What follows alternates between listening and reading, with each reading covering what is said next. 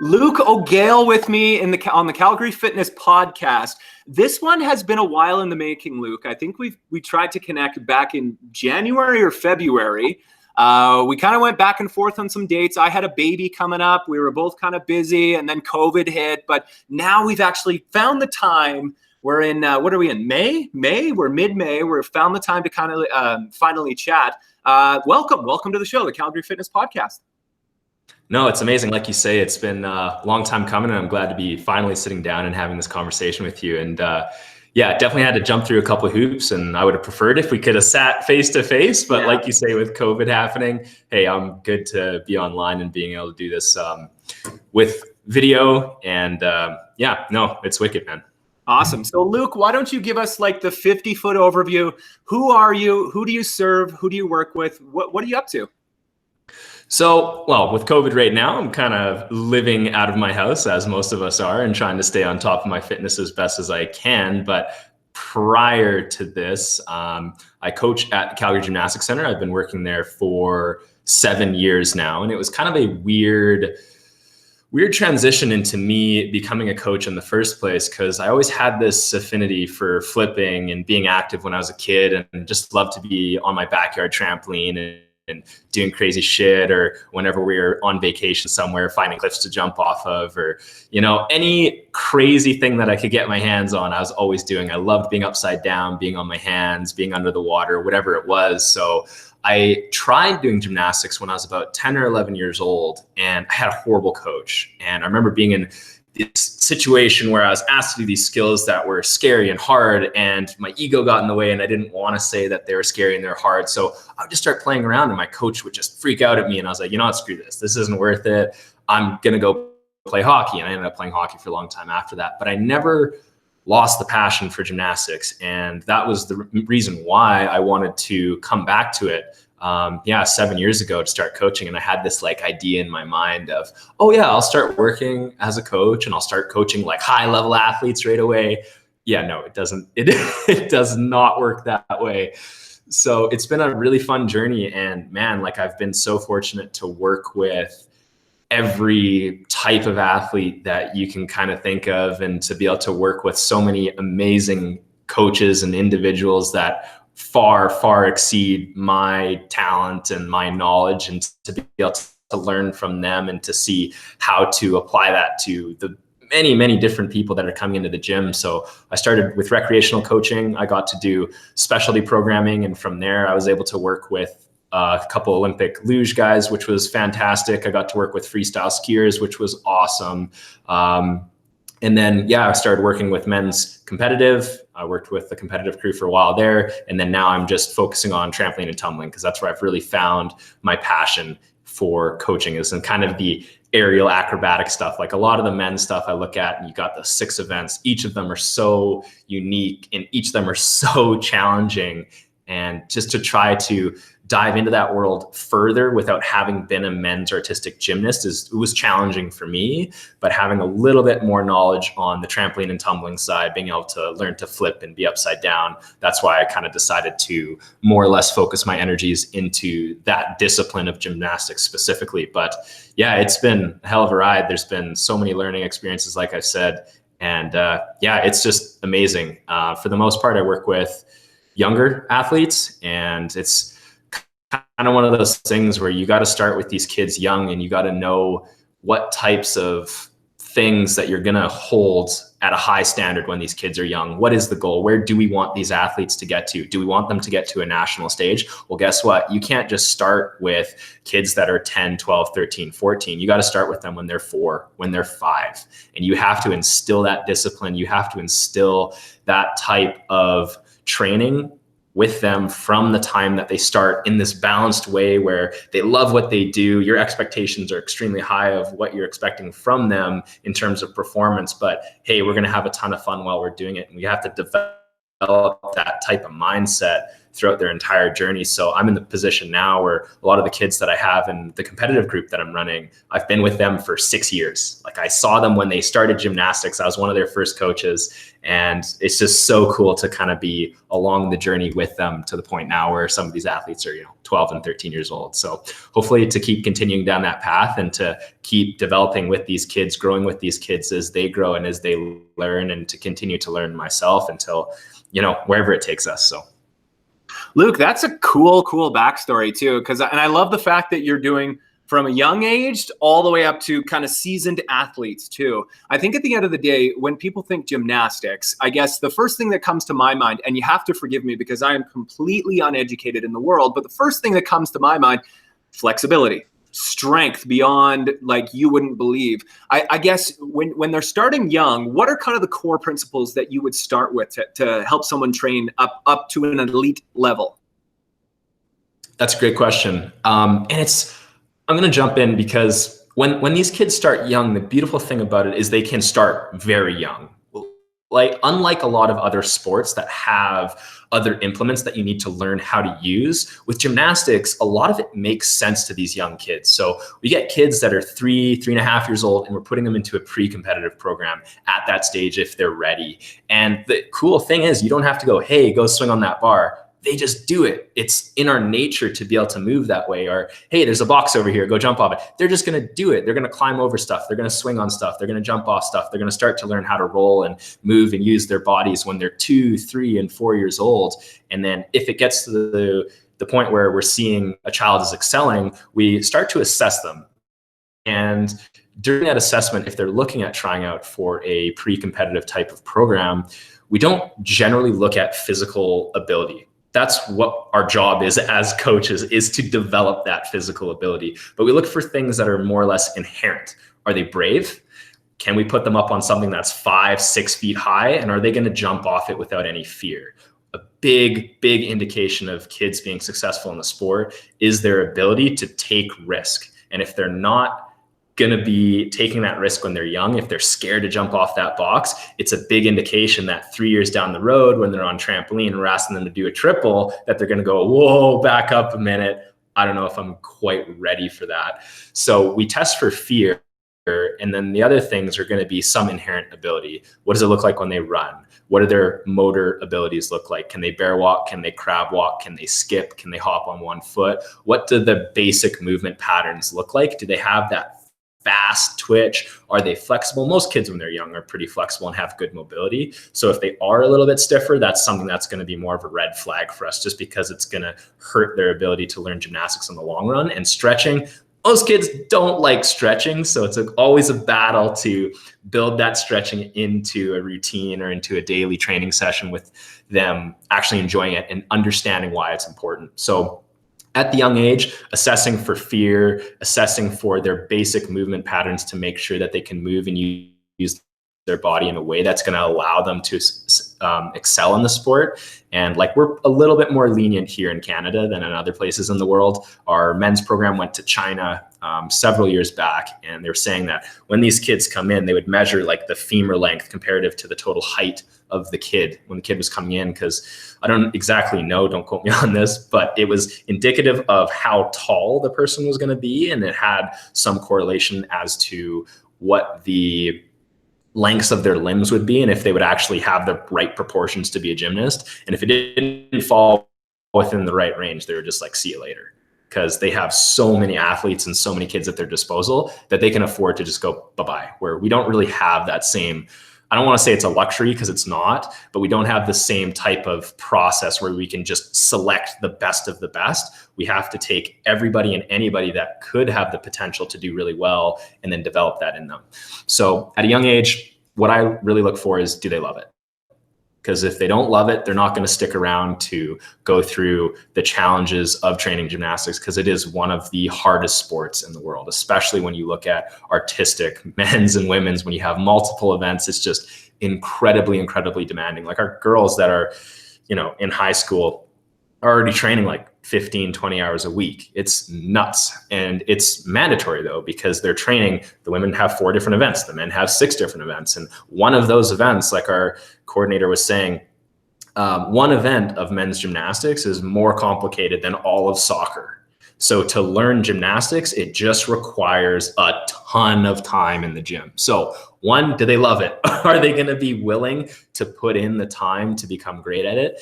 And then from that young age, you have to demand perfection in anything they do. And I don't care if it's recreational or in competitive. And maybe this is just the competitive coach in me talking, but if you let things slide, that's going to lead to bigger things not being done with perfection. So I take even the smallest details. Can they stand on the line? Can they put their feet together? Can they listen attentively, right? Can they sit with their feet in a pike with their legs nice and straight? All those tiny little details, I'm constantly monitoring that when they're really young, because the goal for me at that stage is to make all those little things internalized so they don't have to think about them when they're actually training bigger, harder skills. So if they know the shapes inside and out, if they understand positions inside and out, then when we go and we start training skills, well, guess what? You're using all of the positions and all of the shapes that we've been practicing. If that's not ingrained, if that's not second nature, we're trying to run before we can walk. We have to have that in place first. So I think the biggest mistake, or a big mistake that people can make with young gymnasts, is looking past all of those basics too early and trying to jump into skill work too soon, or jumping into skill work without a super high level of expectation for what they're looking for, because it's just going to lead to sloppy gymnastics, and it can lead to injury. It can lead to many things happening that we would rather avoid. And it just takes patience and knowledge early on to make sure you're focusing on the right things and repeating them enough that the athlete is actually internalizing those mechanics. And, it's funny that you mentioned that too. And parents who are listening right now, I mean, they may think that is strict, but not getting the basics, the fundamentals down. It's like you mentioned that you had a background in hockey. You think about it, if you aren't able to stand on a set of skates and your ankles are rolling in every single time, or the way that you grip your stick, or the way, that you do your C cuts or anything like that, like it's all dependent. They're all basic things. And once you get those down, then you can start working on stick handling. Then you can start working on shooting and passing. So I think that is a good message. And it's not strict. It's great. Get the fundamentals down first, and then you can build and you can grow your strength from there.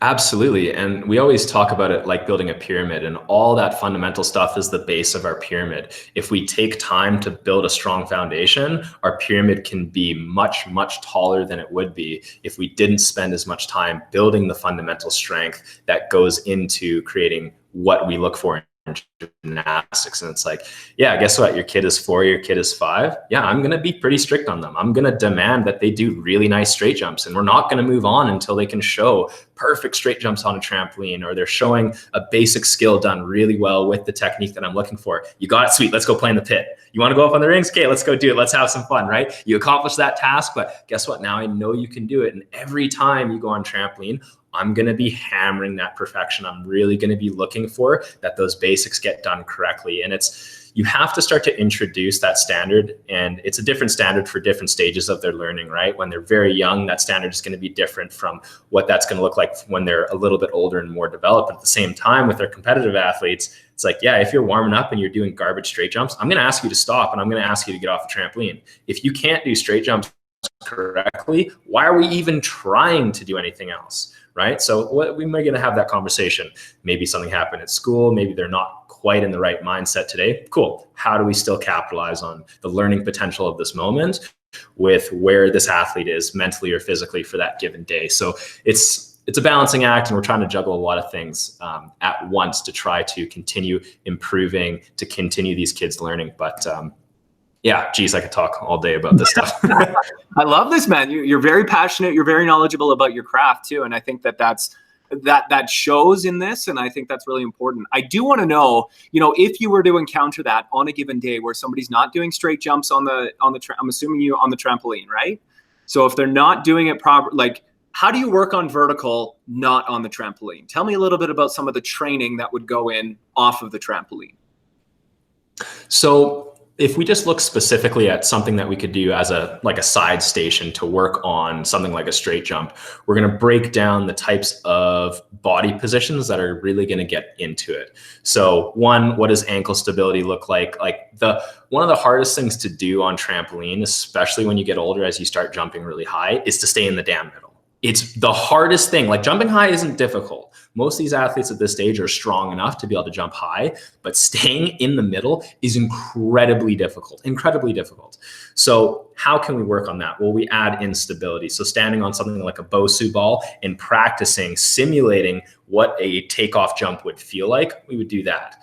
We can even go back on the trampoline and we can work on not jumping on the cross. We can work on jumping side to side over the cross, or forwards and backwards over the cross, or diagonal, whatever you want to do to start to incorporate how do we readjust when we've kind of wandered off the center of the trampoline. So we're always trying to fight to stay inside the middle. So doing something like a diagonal jump or a front to back jump, and then coming off the trampoline and working on what we would call a bounce sim, which is just a simulated arm circle jump on the trampoline. And you could do that on a Bosu ball to create instability.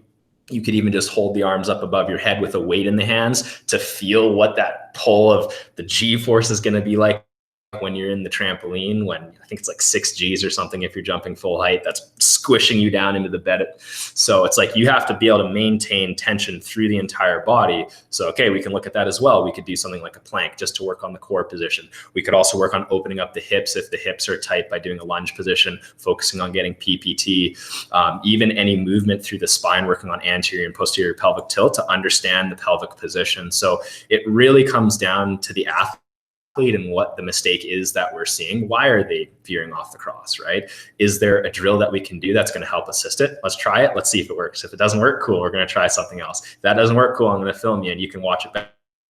You can tell me what's happening. And of course, like we know, every athlete's going to learn in a little bit of a different way, whereas I can just tell one kid, hey, you're not on the cross, and they can fix it and they can get right back on the cross. Where another kid, hey, come on over here. I'm noticing that this is a little off. We're going to try to fix this pelvic position. And I want you to go back and try those straight jumps again, focusing on having your bum tucked under a little bit more, whatever the cue needs to be, and then have them try it, right? Where another kid, I might need to film them and go, hey, check this out. I'm noticing that you're traveling because of this. What do you think we can do to try to fix it? Or they'll be able to see it and be able to understand, oh yeah, okay, I know what I need to do. And then they'll be able to go back and make that correction. Amazing. Oh my goodness. And then like filming someone so that they can actually see and visualize, because I mean, when you have that, I mean, body awareness is one thing, but when you actually see it, right, and film doesn't lie, right? Film doesn't lie. So you can definitely work on that big time. I want to pull back. We'll get back to the training in just a little bit, but I want to know about who Luke is. Tell me, Luke, you know, where did you grow up? What were you like as a kid? Tell me a little bit about your training before gymnastics, and what is your training like now? Cool. Man, that could be a long answer to a relatively brief question.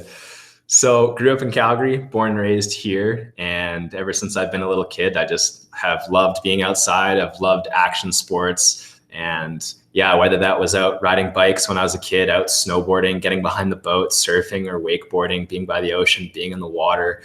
I just loved being outside. I loved being active. I loved seeing like what could I push my body to do, basically, right? I'd see people doing these crazy things, and I'd always have like an affinity for action sports and watching these crazy athletes, you know, doing motocross jumps and whatever. And I was like always in awe of what these guys were able to do. So I always kind of thought like, what can I do to push my body, and how far can I really go? And I always tried to play it within my limits. Like I don't push so far that I'm getting hurt or getting injured. Like I've never broken a bone to this day. Knock on wood. Exactly. Worst injury I've had has been torn ligaments in the ankle, and that was from landing in a foam pit, which is worse than breaking a bone and still bothers me to this day after 5 years. But yeah, so that's kind of a bit of my background. And I played hockey ever since I think I was 4 or 5 years old when I started playing, played all the way until I was 16 or 17. And like hockey is just crazy competitive in Canada. So what level did you play up to? I transitioned into recreational for my last couple of years of playing, just because I was so sick of doing competitive hockey. Yeah. But I was usually like Div 1 or Div 2, and I think it was like midget. Yeah. Okay. Yeah, that'd be about 15. Yeah. Yeah, that's 15 or 16. I think that's where I was. So yeah, I played defense because wasn't too strong handling the puck and being up as a forward. So I hung back. And once hockey stopped, I was kind of in high school at that point. And I wanted to experiment with some other sports. So I did cross country running. That was a mistake. I did not like that at all. And kind of at the same time, I was doing track and field. And track and field, I was a terrible runner. Being used to playing hockey, my feet would turn out and I just had no running mechanics whatsoever. And they knew that I had like some background in gymnastics. So what happened was I just changed schools, and one of my good friends, Alexis, was saying that she's like, hey, you have a background in gymnastics, you should try pole vaulting. I was like, hell yeah, give the guy a 15-foot pole who can't run and get him to jump over that bar. So I jumped into that and ended up doing that for, I think, three years, trained with the University of Calgary, ended up going up to Edmonton for a little bit and training up there. It was a ton of fun pole vaulting, man. Like it was just super, super fun. It was a game of like millimeters, of changing the smallest parameters to try to gain 10 more centimeters or 20 more centimeters on that bar. So it's like, do we need to change the grip? Do we need to change the pull? Do we need to change that run? And like you count your steps as you go in, because you have to hit a perfect position when you're taking off. Otherwise you're going to be too close or too far away from the box. And that just throws off the mechanics of how you get over the bar. So yeah, it was, pole vaulting is a fun thing. If anyone listening is wanting to try it, you just got to stick with it for the first little bit to get past all the really boring stuff. But the better you do those drills, just kind of like we were talking about with gymnastics too, the better those fundamentals are, then the easier it is to kind of go further with the sport. So I did that, played around with diving a little bit, and I just ended up doing a session of it because I was excited and I wanted to get back into the pool a little bit. So that was super, super fun. And once I stopped training for track and field, I was up in Edmonton, and I just started having a lot of problems with my left leg, which was my takeoff leg. And I just kind of thought, you know what, I'm done with this. And I remember I just wanted to get into coaching. And it was the first job I tried to get was coaching. And I ended up like the gym didn't get back to me for whatever reason. And yeah, several years later after I was done track and field, I was like, you know what? I'm going to pursue that a little bit more. And I just hassled the manager of the gym that I'm currently working at until he got back to me. Nice. That's wicked. That's persistence, man. Hey, I love that you're a Calgary boy too. So I was born and raised here too. What schools did you go to? Like, did we ever cross paths? I'm curious. Yeah. So when I was really young, I was at Olympic Heights Elementary. Okay. So up here in the Southwest, which is where I'm still currently living. And after that, I went to Vincent Massey was the junior high that I went to, and then went to Ernest Manning for a year, and then ended up transferring down to Western, and went to Western for like, I think it was, I don't remember if it was grade 11 or grade 10 that I transferred. I want to say it was halfway through grade 11 that I transferred, but I can't remember exactly. And ended up spending the rest of the time down there. So sure. Yeah, no, we never crossed paths. I was a North guy. So I went to Simon Fraser for junior high and Queen Elizabeth for high school. So that was eons ago. I feel like it's, I've been out of high school now longer than I was in it, or all of my school career. It's crazy, man. It's fun to think back though too. And it's funny, I'm hearing my wife right now. My wife, her and I went to high school together too. So it's kind of crazy how it feels like it's forever ago, but at the same time, it feels like it's not, you know what I mean?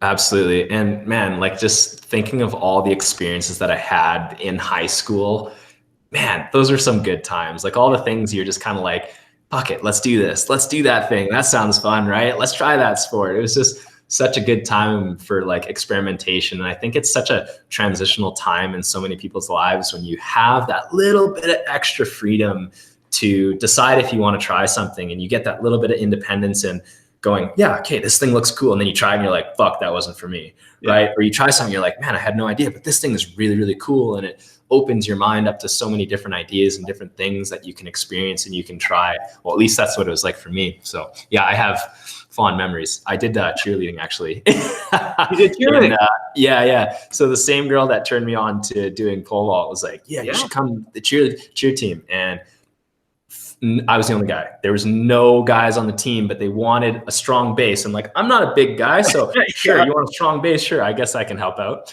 But they wanted someone to tumble too. So I just was like, sure, yeah, sounds good. Did that in high school. Oh man, yeah, good times. But like cheerleading is like, it's nothing to turn your nose up to, because it's totally like the best man at my wedding, he was a cheerleader. I've got nieces who are cheerleaders in North Carolina, and oh my goodness, it is that is the sport in North Carolina. Like, forget about hockey, forget about track. Like, it's cheerleading, and like, it is the amount of strength, and I'm gonna guess the precision. Like, it's just it's in that aspect, it's probably very similar to gymnastics. Just some of the skill set, right? Absolutely, yeah. Like, to have a girl that you are throwing into the air and she's trusting you that you're going to give her a good push for her to be able to do the trick that she's doing and then be able to catch her again. And like, I was not a great thrower. Like, I'm not a big guy. Like, one of my buddies that I coached with, he was like a strong base for cheerleading, and he could do, I don't know if he could catch girls on one arm, but he's a beast. He's the type of guy that goes to the gym and can bench like 4 plates. So big guy. I have nowhere near that level of strength, but yeah, just to have that trust of, okay, you're going to throw me in the air, I'm going to do my thing, and you're going to catch me, right? Yeah. It's a lot to ask. Crazy. So I want to know, Luke, with COVID happening right now, I mean, it's kind of changed a lot of people's training. I guess how has that affected the Calgary Gymnastics Centre, and how has it affected you personally? Yeah, I guess I didn't really answer your question on what does my training currently look like. We skipped around that idea.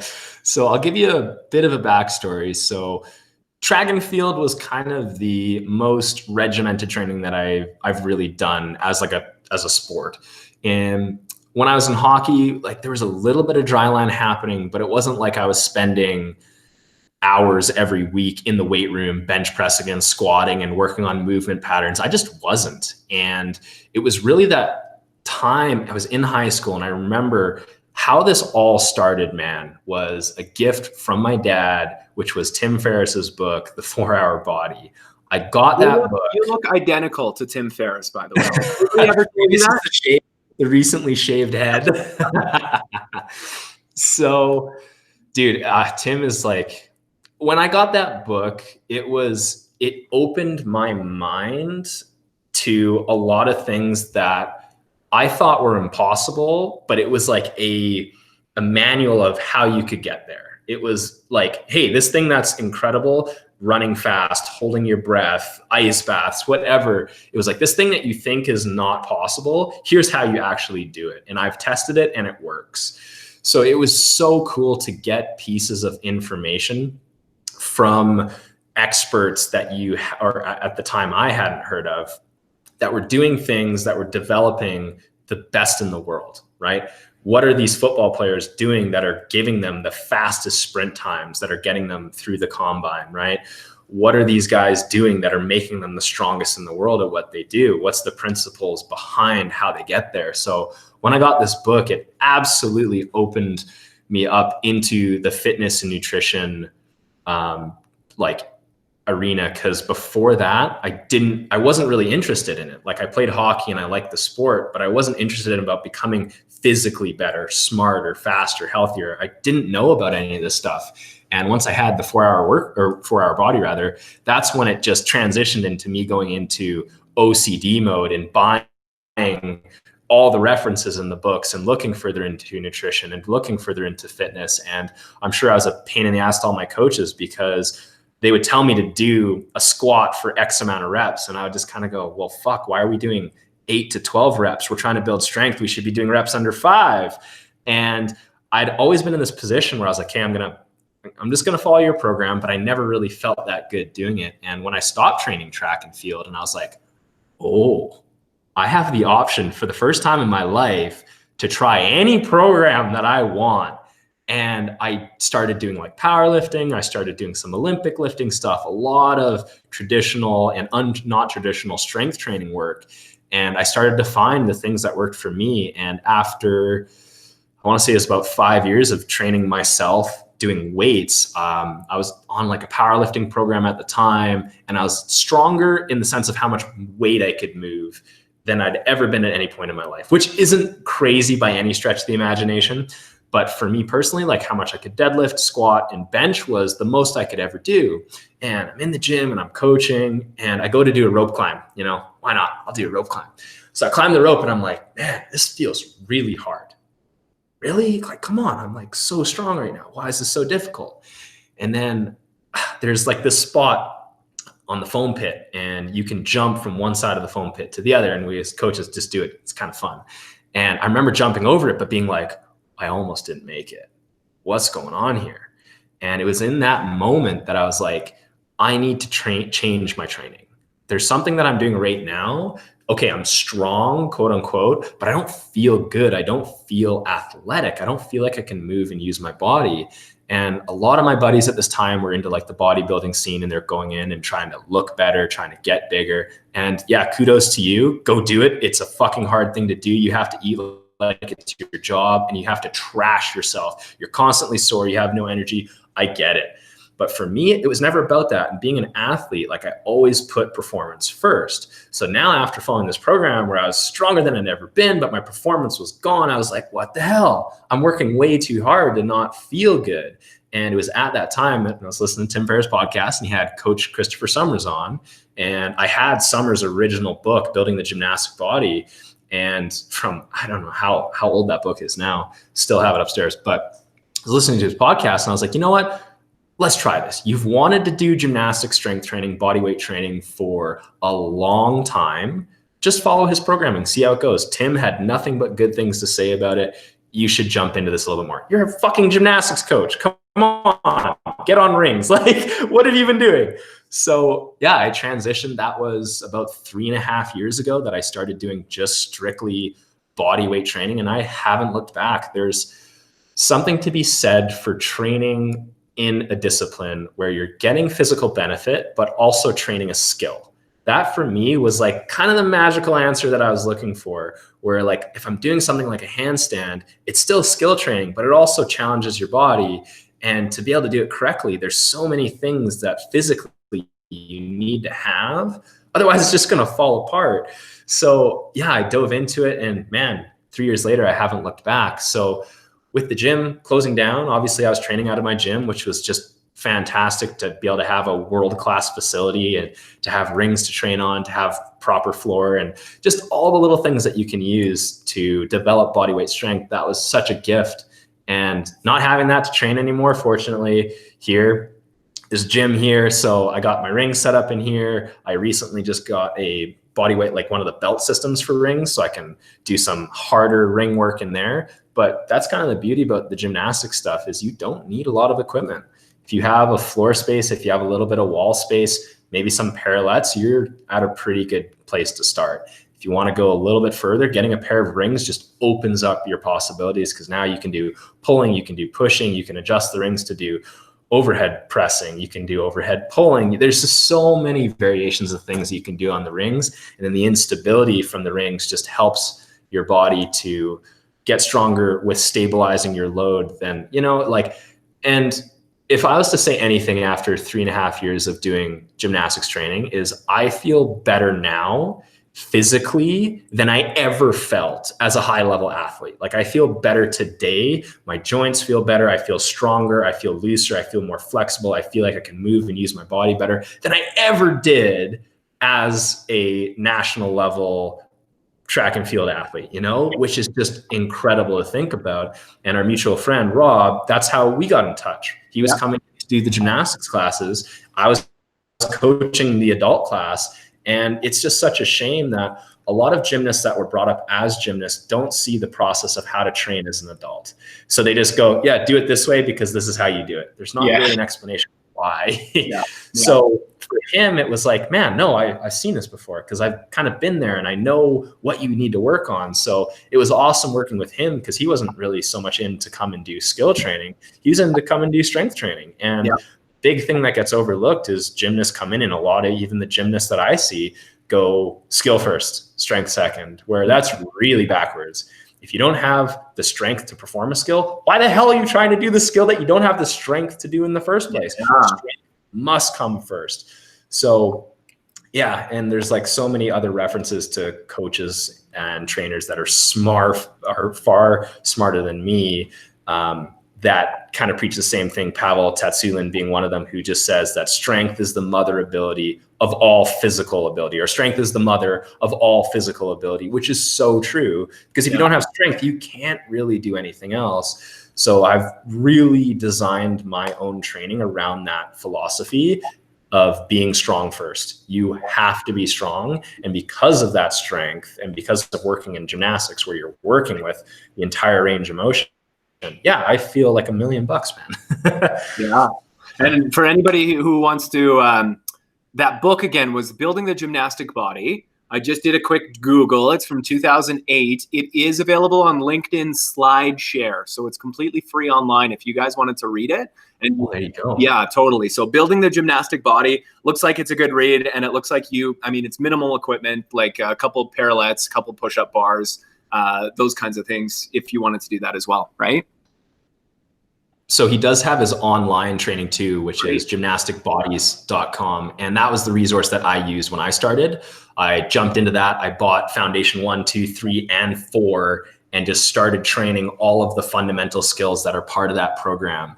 And I'm kind of at the end stages now. I'm not quite at mastery level for all of the 7 fundamental skills, but because I'm close, I'm incorporating a lot more of the ring work. And that's one of the things that I think a lot of people will jump into too fast is working on the rings. It's in a different ball. It's a different ball game. Like, it's just so much harder once you're on rings. There's so much more strain on the joints and on the body. So it really took me a good 3 years to build up the foundation that I needed to get strong enough to actually feel comfortable on the rings. But anyways, that's another really good resource for people, is to check that out. But I'd say if people are listening and they're interested in bodyweight training, is just to go on Tim's podcast and to listen to that conversation he had. I think there was a second one that they did as well with Christopher Summers, and just to get his take on gymnastics training, because he put it more bluntly than anyone else I've ever heard. Sure. And that's what turned me on to it. So I'd say if anyone's interested, to go check that out first,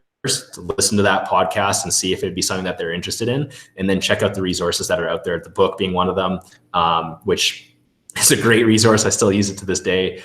And then obviously all the online stuff too, which is just incredible. If you want to get into just all the joint preparation and proper warm-up stuff that really needs to be in place as part of an effective training program, it's all there. It's such a fantastic program.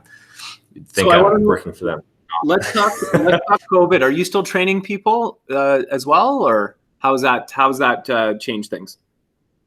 No, not at the moment. So right now, all of our athletes are not allowed to come into the gym. The gym is just doing some renovations at the moment. So we're just doing twice per week meetings with all of our athletes, and we're giving them some strength training to work on while they're at home, just to work on, what can we do while we're not able to come in and practice the sport, when we're not able to get on trampoline or get on the floor and work on our tumbling, or to work on all of our aerial stuff. What can we do? Well, we can work on our strength.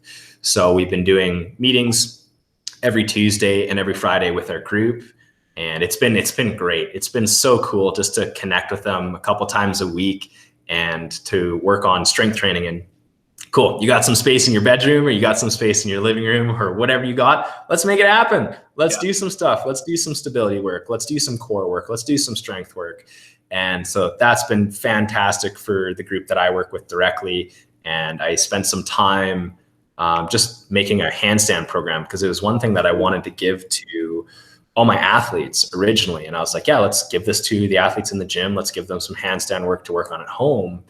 And I was like, I might as well make this more global. So I ended up doing like a 30-day handstand challenge on YouTube, which ended up being like 15 different sessions. So if you go on YouTube and search Luke O'Gale, I think that's how you'd find me. I don't have a whole lot of followers because I don't do a lot of stuff on there. But if you're looking for some high quality handstand instructional videos that go from learning how to get upside down for the first time all the way up to what are some of the fundamental things that you need to have in place for learning how to do a one-arm handstand, it's all there. It's basically 3 years of my own learning put into 15 different sessions. And my idea was to have people follow it up to the point where they weren't able to complete a session, and then practice that session and practice the tools that they've learned and used from previous sessions, and then move on to the next one once they're ready for it. So.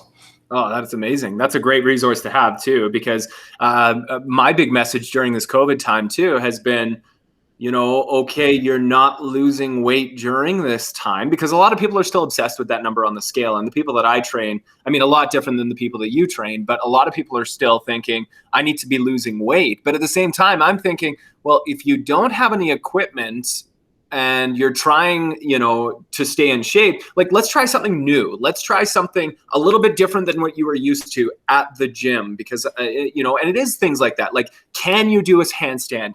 Can you try doing some hill sprints? Can you try doing some body weight reps in a different position, and so on and so forth? And I think that this is a good time for people to have some self-awareness to say, yeah, maybe I do want to try something new, instead of just thinking that the normal old way is the way to do it. So it's good that there's that resource out there, because I've been suggesting to people, hey, try a handstand. If you have the strength and the ability and the body awareness to, get your feet up, like, let's try it. Why not? So I think that's a great resource. Luke, thank you so much for sharing that. Oh, absolutely. My pleasure. And yeah, for anyone listening that's interested, like, I've had people reaching out and just being like, hey, can I offer this to my students? And yeah, go ahead, give it to anybody. I would love for people to jump in and learn how to do it safely, because it is kind of can be a scary thing early on when you're getting on your hands for the first time and you don't really know what that looks like. It's like, well, okay, let's not get on the hands, because now we're a couple feet, our head at least is a couple feet off the ground. It's a little scary. So let's go down to a headstand. Let's work on the proper progressions like we would in a gymnastic setting.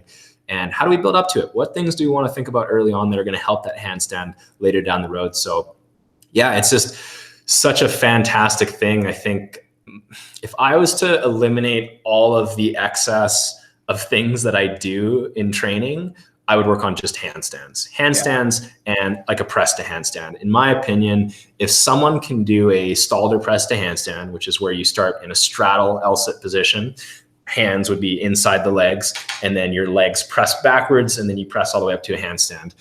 If you can do that, you have a very, very good level of strength, awareness, flexibility, because you have to have good flexibility in your straddle, in your pike as well. Like, the hamstrings have to be flexible. The low back has to be flexible. The arms need to be able to have enough strength to get all the way above into the fully flexed position. You need to have so many things to be able to do a proper Stalder press to handstand. Like, if you could get that, you have a lot of things in place. I think it's a really good measuring stick for a lot of people looking at body weight strength to know where they could spend a little bit more time focusing their energies, because it's just a beautiful, beautiful move. So for most people, you can do it out of your house. There's things that you can do to work on it. So it's in my videos too. So if anybody's interested. And for people that are intimidated by that too, I'm assuming that they could start with modifications like a frog stand or like a planche modification or something like that, right? Yes, absolutely. Like the Stalder, it's a very long road to get to a Stalder press to handstand, and you need to know how to balance on your hands first. So the biggest challenge for most people is just getting basic balance on the hands, and it just takes a long time. But the thing that a lot of people will do is they'll just go on the floor and they'll kick up and they'll fall over, and they'll kick up and they'll fall over, and it's super frustrating. You're like, screw this, I don't want to do this. But the issue is the kick up. It adds so much variation, because the kick up itself is a skill. You have to know how hard to kick to get your feet perfectly above your hands. If you kick too far, you're falling. If you don't kick far enough, you're falling. So using something like a wall where you can just rest one foot on the wall and feel what balance feels like, and then bring those feet together and then put it back, and then bring those feet together and put it back, and start to touch that balance position as many times as you can. Then you start to feel and understand how to actually balance. And then of course, there's things that you can do between these sets to work on opening up the shoulders, understanding the position of the body. That's really going to help the balance to make it more mechanically efficient when you're on your hands. Yeah, I know there's a lot more that goes into this, but when you mentioned the hand, like being balanced, I mean, when I think about it, people put a lot of pressure right towards their wrist, right? Like, where should your weight be distributed on your hand? Like, should it be closer to, the the base of the fingers? Should it be like, should you be cupping the ground? Like there's a lot that goes into just thinking about the weight distribution on your hands. Mm-hmm. So before we're even really thinking about the weight distribution is, can you make your body into a straight line? If we don't have that piece down, it's really hard to know where the weight is in your hands if your body is shaking like a leaf when you're upside down. So having a certain amount of control in terms of being able to keep the body straight, really thinking about pushing your toes up and reaching up tall from your toes is going to be really important. And then that also comes down to core positioning and pelvic positioning and flexibility. But once that's down and you have a relatively straight line and you can open up those shoulders all the way, that's a really big limiting factor. When you see people that have a big arch in their back, it's not typically because they can't control the core, it's because they can't open the shoulders all the way up. So let's say we have that, we can get in a relatively straight line. When we're on the hands, my weight is usually in the center of my palm and I'm fighting to keep it in the middle of my hand. So when I'm on the hands, I feel the weight here and I really try to just simply feel where the weight is in my hands. And if I feel the weight starting to roll forwards towards the fingertips, I just push those fingertips into the ground ever so slightly and it brings it back to the palm. If I feel it starting to go to the base of my palm, then I'm lifting the fingers up a little bit and it's going to pull it back. If it goes this way, another way to save it is to either kind of bend the elbows a little bit, or you can stick the head and the shoulders out a little bit to counterbalance and pull the weight back to center. But I really think about keeping the weight right in the center of that palm and then fighting with the wrist to keep in that position, which comes down to the next thing is wrist flexibility and wrist strength. It's the base of support when you're on your hands. It is critical to have good wrist flexibility and good wrist strength, and then just starting to learn how to hold the ground and to keep the weight kind of in the center of the palm. And then when you're actually grabbing the floor, like I think about spreading my hands out, and you'll see guys when they put their hands down, they'll sometimes do this where the knuckle of the hand is off the floor. You'll see other guys doing this. That's typically how I'm in my handstand, or fully hands spread out. Not one way is better than the other. I find that if I start to lift the knuckle off the floor and I have that little bit of space, it starts to hurt my wrist more because now there's a bigger angle in the wrist. Whereas if I flatten that out and use the fingertips more and have that little bit of arch in the fingertips, then I can grab the ground a little bit better. So it's all very dependent. I've seen amazing hand balancers that do that cupping technique and are doing one-arm handstands. Crazy. So it's kind of personal preference at that point, but big hands, that's kind of the base of it, is you really want to spread those hands out and use those fingertips to control the weight and then just fight to keep that weight in the center of the palm. Luke, you've inspired me just hearing you speak and your passion that comes out. Like, I'm going to have to mix in some handstands into my routine now, because I think that it's like you said, it's all about balance, body awareness, strength. I'm going to mix it in from now on. I'm going to throw in some handstand training, and I'm going to use the resources that you mentioned to see if I can get there, see if I can hold that handstand, perhaps get into, what are your thoughts on handstand push-ups too? Great exercise as well. If you need any advice, let me know. Feel free to reach out and I can give you some pointers too for those handstands. Oh man, I'm learning every day. Handstand push-ups are great. I do handstand push-ups frequently in my own training for an overhead pressing variation. I try to hit as many different angles of pushing and pulling as I can just to keep that shoulder healthy. So yeah, handstand push-up is a great exercise. If you're doing them freestanding, what you'll notice is there's a bit of a lean in the body as you go down, where the head sticks out and the toes start to come backwards, like towards the floor, if that makes sense. I don't know if I can describe that in a better way. So when people are learning, if they don't have balance on the hands to do a freestanding handstand push-up, what they'll do is they'll go up against the wall. But a big mistake there is to kick up to the wall so your back is towards the wall, because now you're in this arch position, and that lean, that's actually the opposite way. Well, we're taking that out because we kick up to the wall. So if we're working on against the wall, we would actually want to go stomach towards the wall. And we want to keep the hands about a forearm to fingertip, like from your elbow to your fingertips. Keep that distance from your hands to the wall so that your body has the space to lean as you're doing the push-up. Okay.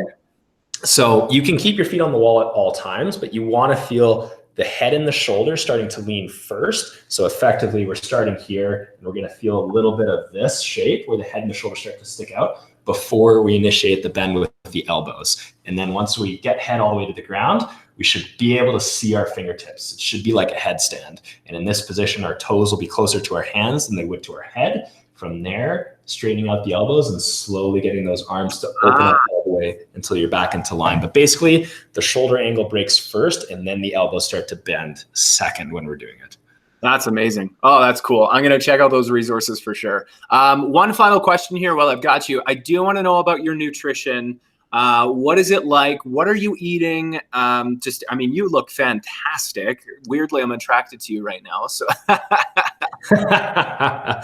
but I do want to know what's your nutrition like, and I guess how do you stay on track? It depends on if I'm training or not. So recently, I was actually just talking with a national team member from down in the States. And I was just telling him about some of the complications I was having with my own training in terms of how do I practice all the basic strength and also incorporate more of this hard ring work. And he's like, the only way to make that happen is to start training twice a day. So doing your basic strength in the morning and doing your more advanced stuff in the afternoon. So I want to start with that because most mornings I start with about an hour of basic strength work. If I'm training in the morning, I'll sometimes eat before, sometimes not. It just depends on what I feel like when I wake up, honestly. If I wake up and I'm feeling hungry, I'll maybe have something like a Lara bar. I like those bars just because there's not a lot of bullshit in them. There's like 6 ingredients or whatever it is. I use the protein ones just so I get a little bit of protein in them. I'll have one of those if I'm feeling hungry, and then usually just a little bit of branched chain amino acids while I'm getting into my training. Following that training session in the morning, I'll have a protein shake with bananas, just some easily digestible carbs and protein. I'll put some fat in there to try to slow down the metabolism a little bit. And then just like hemp hearts and some other things that I'll toss in to make it a little bit more nutritious. And then afternoon, I'll have lunch where I usually my lunch rule is to try to eat raw vegetables, protein, and then some healthy carb source, whether that's quinoa or potatoes. I try to stay away from rice. I try to stay away from grains. It doesn't agree with me personally. So quinoa, I find I'm okay with. That's kind of as far as I'll go. Rice is not as good with me. I find it just doesn't fuel my body the way that I want it to fuel my body. Potatoes, I really like potatoes, sweet potatoes, regular potatoes, absolutely love them. So that's typically what my lunch looks like. A few hours after that, then I do my specific strength training session. No food before, probably drinking branched chain amino acids while training again, and then having a bigger dinner later at night. And then the rule for dinner is cooked vegetables, again, another source of carb, and then another source of protein. That's typically what my eating schedule would look like. On days where I don't train, today's a day where I'm off, no training today, rest day. Mornings, no carbs. I do not eat carbs in the morning. If I do, my energy levels just crash and I'm way more hungry throughout the entire day for whatever reason. I'm not a nutritionist. I don't know a lot of the science behind the mechanisms of why this works. But if I have like 4 eggs and 2 pieces of bacon, I feel like $1 million for the rest of the day. If I have four eggs and a bowl of oats, I'm a sloth. I'm tired. I can't do anything. Like even with bread, it's the same thing. Cause I used to be like eggs and toast every morning, put the butter on the toast and that's a great meal. Don't get me wrong. Eggs and toast is fantastic, but from a functional standpoint, not good for me at all. So typically in the morning, pretty high fat and pretty high protein, and then some coffee. I love my coffee. And then, lunchtime, if I'm feeling like I need some carbs, I'll incorporate them. If not, I'll just omit the carbs and just have just raw vegetables and some protein and some fat. And then in the afternoon, always the cooked veggies, a little bit of carbs in the afternoon to recover as I'm getting to bed. But for me, it's always been like, the more I try to diet, the more I'm like, oh, I'm getting a little soft. I need to like diet down. The more I start to lose performance. So it's this balance of, how do I eat optimally to stay light so I can still do gymnastics training? Because I don't want to eat too much and get too heavy, because 5 pounds when you're doing something like a planche is a lot of weight. I feel the difference. I feel the difference when I'm in a handstand. So how can I keep that weight? I'm about 170 pounds right now. So how do I keep that weight at about the 170 level while still recovering from my training sessions? Say again? How tall are you? I am 5'9", 5'10". Somewhere in there. And I even have a ultrasound body metrics wand, which I use to calculate my body composition every once in a while, which is a great tool to have. So I usually stick at about 10% body fat. And I've gotten like a full DEXA scan done before too. And that's about where it put me. So yeah, that's typically where I try to play. And again, it's like the performance thing is key. I'd rather feel better, move better, think better, be stronger, be faster than to be a little bit leaner, but to kind of feel strung out and not have as much energy. So it really varies day to day. But if I'm eating whole foods, if I'm eating things that don't come out of a package for the most part, the Lara bar would be the only exception there. Yeah, if I'm eating whole foods, I usually feel pretty good. But man, it's so personalized for so many people. And I've tried so many things to figure out what has worked for me that I would hate for someone to go, oh, well, this is what this guy's doing and it doesn't work. Well, you have to experiment. You have to try. Yeah, have some carbs in the morning. Like my old roommate, Japanese, half Japanese. He could eat rice like nobody's business. And he was always like under 10% body fat. Wow. So he just digests rice really well, where I do not. So it's about experimenting, finding the foods that work for you, that make you perform better, and just kind of sticking with that. So for me, yeah, no carbs in the morning has seemed to work out pretty well. And then higher amounts of protein and moderate amounts of carbs, but lots of raw veggies I kind of find have worked out well. Love it, man. Well, Luke, this was incredible. I think we need to do a part 2 because we barely scratched the surface. I wanted to learn more about you in this one, but I think next time we can get more specific into the training itself. Is there shout out your channels right now? Where can people find more information if they want to learn a little bit more about you and what you do? Instagram would be the best platform for people to find me. I'm currently on an Instagram hiatus at the moment. I decided to do 30 days off of social media, but at the end of this month, I'll be back on there and reaching out to people again. So it's at Luke O'Gale, LukeOgeil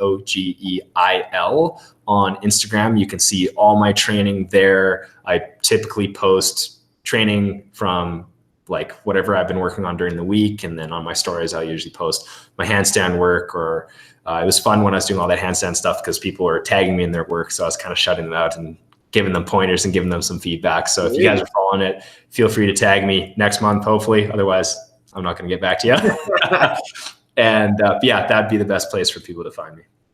Wicked. Luke, anything else you want to add before I send you on your way? Man, we covered quite a lot of information in this hour. So thanks for having me on, man. It's been great to finally sit down and have a conversation with you. I was looking forward to it. And like you say, we'll definitely have to schedule a round 2 at some time to dive into the weeds a little bit more. Love it. Okay, I'm just going to hit stop record, hang out for 1 sec, okay? Sounds good.